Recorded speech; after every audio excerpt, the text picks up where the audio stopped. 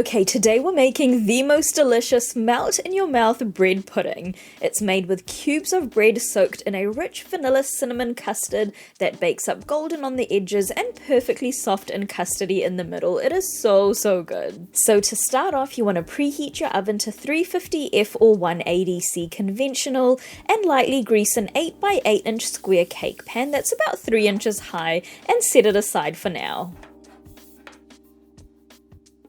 Next, you want to cut up about 7 heaped cups of day-old sliced bread into roughly 1-inch cubes.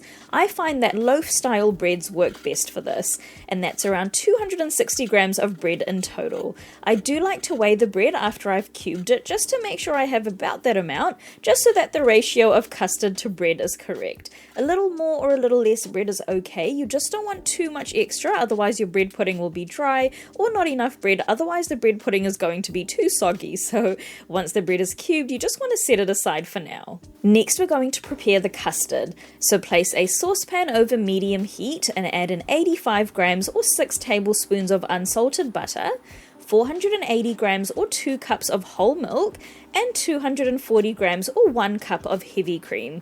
Now just give that a good stir and allow it to heat up just until it starts to simmer. You don't want to boil it. Then just take it off the heat and set it aside to let it cool slightly.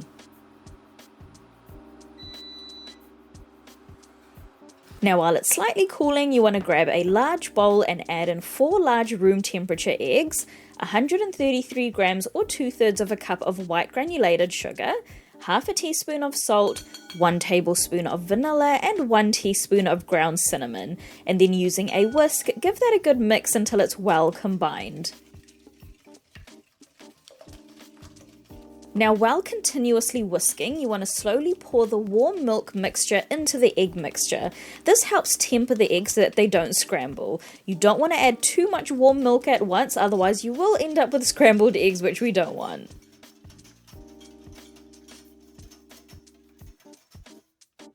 So once all the milk is added in, you just want to add in your chopped bread from earlier. This is where I'm weighing it, just to make sure I have, around 260 grams of bread. A little more or a little less is fine. And I'm also adding in 41 grams or a 1/4 cup of raisins, which is optional, so you can skip these if you want. And then just gently fold everything together with a large spoon until it's just combined. You don't want to overmix, otherwise you'll start to break the bread, which we don't want. So once that's mixed well, just let the mixture sit for about 2 minutes, just so that the bread can soak up all that custardy goodness. So 2 minutes later, pour the mixture into your lightly greased baking dish from earlier and then spread it out as evenly as you can. You can use other shaped baking dishes as well, but you just want to make sure that you have a nice thick layer of the bread pudding. Now once that's done, this bread pudding is ready to go into our preheated oven for 27 to 30 minutes, or until the edges are set and golden, but the center still has a bit of a wobble to it. The center will continue to set as it cools.